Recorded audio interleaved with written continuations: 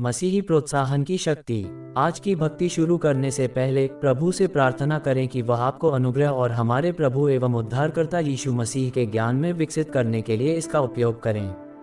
यीशु में आप परमेश्वर के साथ एक नए स्थान पर खड़े होते हैं। ये पुराने नियम के संतों के अनुभव से कहीं अधिक ऊंचा स्तर है। उदाहरण के लिए, परमेश्वर आपके जीवन में आनंद लाना चाहता है। व्यवस्था ने कभी आनंद का वादा नहीं किया। परमेश्वर कभी नहीं चाहता था कि जानवरों का खून बहाया जाए और वेदी पर चढ़ाया जाए। भजन संहिता 40। वह अपने और अपने लोगों के बीच प्रेम और विश्वास का रिश्ता चाहता था। वह आपके लिए भी यही चाहता है, लेकिन हमारा पाप हमेशा हमारे और परमेश्वर के बीच एक बाधा है। इसलिए यीशु इस धरती पर आए, वयस्क हुए और 30 वर्ष की आयु में उन्होंने अपनी पार्थिव सेवकाई शुरू की। उन्होंने एक पवित्र, निष्कलंक और निर्दोष जीवन जिया। अंततः उन्होंने हमारे पापों की कीमत चुकाने के लिए अपना शरीर अर्पित कर दिया। यीशु में परमेश्वर ने नई वाचा की शुरुआत की, वह प्रतिज्ञा जो उन सभी के मन और हृदय में निवास करेगी जो अपने उद्धार के लिए उसके पुत्र पर भरोसा करेंगे। यिर्मयाह 31 का 31 से 34। यीशु के लहू के द्वारा ही आप परमेश्वर की उपस्थिति में आ सकते हैं और आप निडर होकर पूरे विश्वास के साथ उसके पास आ सकते हैं कि वह अपने प्रेम, अनुग्रह, दया और सामर्थ्य से आपकी सुनेगा और आपको उत्तर देगा। यीशु के कारण अब जब आप उसके लहू से पवित्र हो गए हैं, तो आपके पास परमेश्वर के पास आने का एक स्थायी निमंत्रण है। आपका विवेक शुद्ध है और आप नए बनाए गए हैं, लेकिन दूसरों को भी उसके अनुग्रह की आवश्यकता है। हम सभी जानते हैं कि जीवन कठिन हो सकता है। यीशु में आप प्रोत्साहन के पुजारी के रूप में दूसरों की सेवा कर सकते हैं। जब हम दूसरों को प्रोत्साहित करने के तरीके खोजते हैं, खासकर उन्हें जो अपने विश्वास में संघर्ष करते हैं, तो परमेश्वर प्रसन्न होते हैं। वह प्रोत्साहन एक जीवन रेखा बन जाता है और पाप में फिर से गिरने से बचाता है।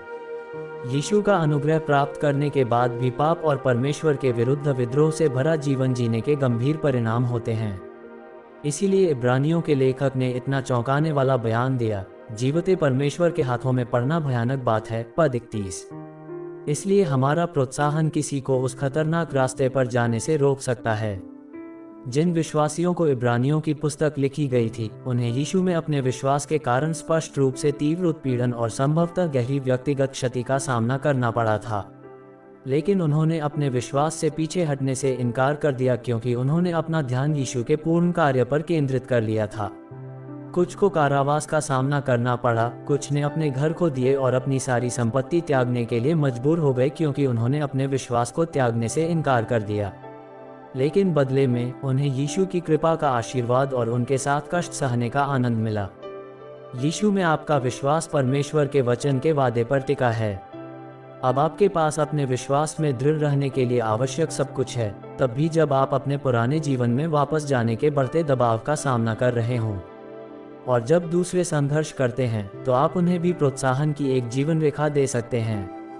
आप परमेश्वर के साथ आगे बढ़ते रह सकते हैं क्योंकि यीशु आपको भरोसा करने की कृपा, आगे बढ़ते रहने की शक्ति और जीवन की सबसे कष्टदायक परिस्थितियों को भी सहने का धैर्य प्रदान करते हैं। इसलिए विश्वास बनाए रखें और प्रोत्साहन को बहने दें।